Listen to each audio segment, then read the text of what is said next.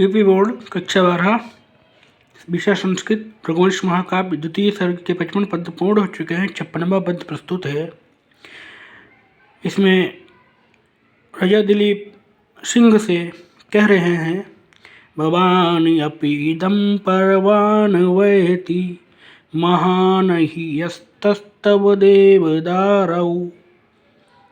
भवान् इदं पर्वान् वयति महान् हि यत्नस्तव देवदारौ। स्थातुं न योक्तुर्न हि शक्यम् अग्रे विनाश्य रक्ष्यं स्वयं अक्षतेन। भवान अपि पर्वान्, आप भी, हे मृगेंद्र, आप भी विवश हैं, दूसरे के अधीन हैं। इदम अवैति, यह बात आप भली बात जानते ही हैं। तब देवदारो महान यत्नः, आप इस देवदारू वृक्ष की रक्षा के लिए आपके द्वारा महान प्रयत्न किया जा रहा है। आप अत्यंत प्रयत्नरत हैं। रक्षम विनाश्य, रक्षणीय वस्तु की रक्षा करके, रक्षम विनाश्य, रक्षणीय वस्तु को नष्ट करके अर्थात उसके नष्ट हो जाने और स्वयं अक्षतेन, और परंतु स्वयं सर्वथा स्वस्थ रहने पर नियुक्तु अग्र स्थातुं नहीं शक्यम, कोई भी व्यक्ति नियोक्ता के समक्ष अर्थात जिस व्यक्ति ने किसी वस्तु की रक्षा हेतु आदेश दिया है उसके समक्ष ऐसी स्थिति में ठहरा नहीं जा सकता है, उसके समक्ष जाया भी नहीं जा सकता है। किमपि अहिंसस्तव चेतनो चैन्यतो अहम यशः शरीरे भव में दयालुः। एकांत विध्वंसिषु मद्य विधानां पिंडेषु नास्था खलु भौतिकेषु। किमपि अहम तब अहिंस्यः, हे मृगेंद्र, यद्यपि मैं आपके लिए अवध्य हूँ। यतः चेत में यशः शरीर दयालु भव, अतः आप मेरे यश रूपी शरीर के प्रति दयालु हो जाइए अर्थात उसकी रक्षा करिए।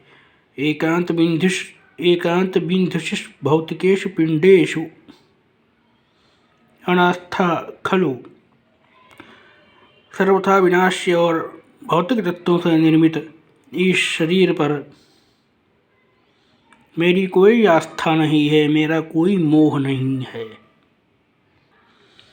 संबंधम आभाषण पूर्वम आहुर्वृत्तः सानौ संगतयोर्वनान्ते तद्भूतनाथानुग नरस्त्वं संबंधिनो में प्रलयं विहन्तुम्। संबंधम आभाषण पूर्वम आहु, पारस्परिक संबंध तो वार्तालाप से ही होते हैं। सह बनान्ते संगतयो नौ वृत्तः, वन में हम दोनों के वार्तालाप से वह संबंध अर्थात मैत्री का संबंध हो गया है। भूतनाथ अर्थात भगवान शिव के हे अनुचर, तुम संबंधिनो प्रलयम विहन्तुम न अर्हसि, मुझ संबंधी अर्थात मुझ मित्र के इस विनय को, इस प्रार्थना को नष्ट करने के योग्य नहीं हो, अर्थात आपको मेरे इस आग्रह का तिरस्कार नहीं करना चाहिए। तथेति गावमुक्तवते दिलीपः सद्यः प्रतिष्ठं विमुक्तबाहुः। न सान्यस्तशस्त्रो हर्ये सुदेहमुपायन तत्पिंडम इवस्य तथा इति गाम उक्तवते।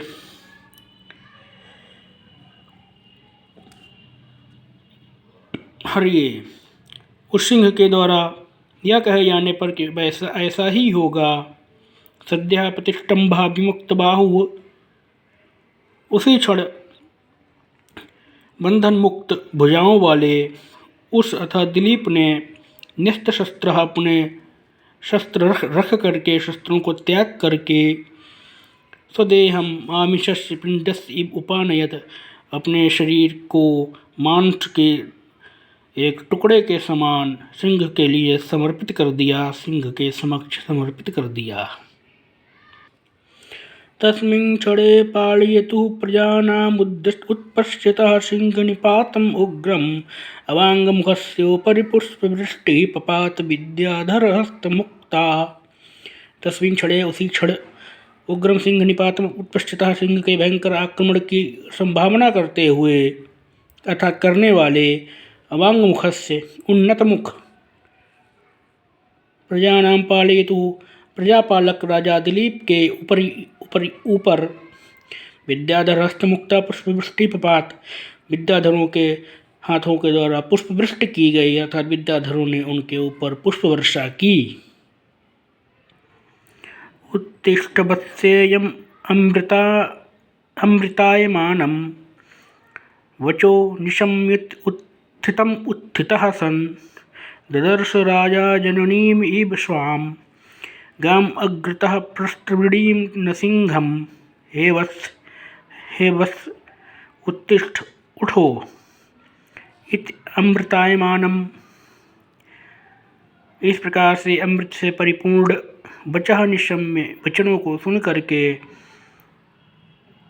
उत्थितः सन उठ करके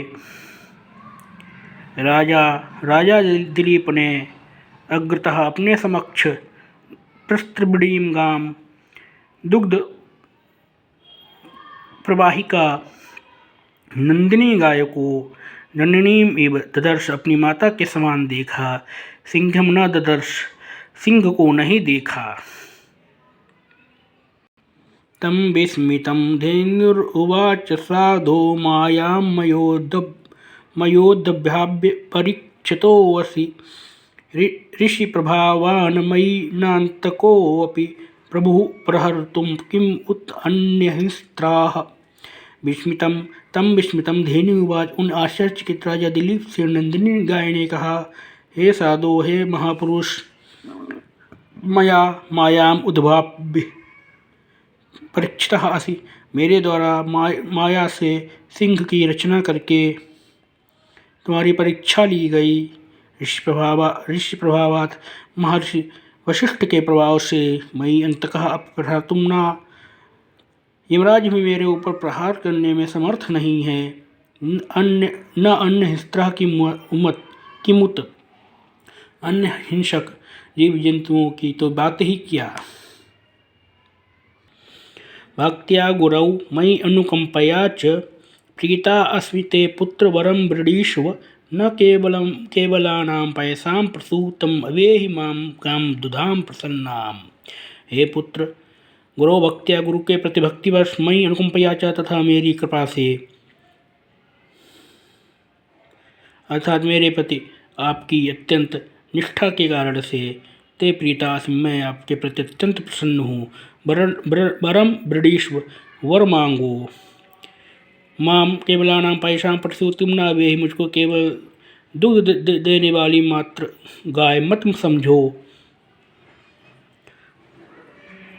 अवेहि प्रसन्नाम काम दुधाम अवेहि अपितु मुझको समस्त मनोकामनाओं को पूर्ण करने वाली गाय समझो, गाय मानो।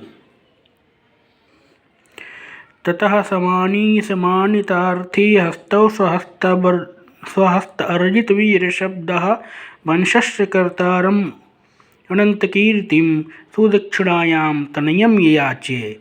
ततः मानित अर्थी तत्पश्चात याचकों का सम्मान करने वाले उन राजा दिलीप ने स्वहस्त अर्जित वीर शब्द अपने हाथों से वीर के विशेषण को प्राप्त करने वाले हस्तों समानी अपने दोनों हाथों से अंजलि बांध करके वंशस्य कर्तारम अनंत कीर्तिम तनयम सुदक्षिणायाम ये याचे वंश के कर्ता और अनंत कीर्ति वाले पुत्र को सुदक्षिणायाम ये याचे सुदक्षिणा से मांगा।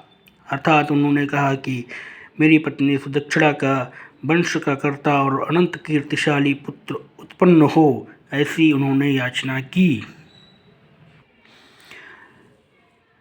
संतान कामाय तथेति कामं राज्ञे प्रतिश्रुत्य पयश्चिनीयसा दुग्ध्वा पयः पत्रपुटे मदीयं पुत्रोपभुङ्क्षति तम आदिदेश। सा पयश्चिनी उस गाय ने संतान कामाय राज्ञे तथा इत्यामम, संतान की कामना करने वाले राजा के प्रति तथा इत्यामम, राजा की ऐसी इच्छा है। प्रतिश्रुत, यह सुन करके कहा, हे पुत्र, मदीयम पयः पत्र पुटे दुग्धः, पत्ते के से निर्मित दोने में मेरे दुग्ध को दुह करके उपभुंक्षो इति तम आदिदेश पियो, ऐसा आदेश दिया।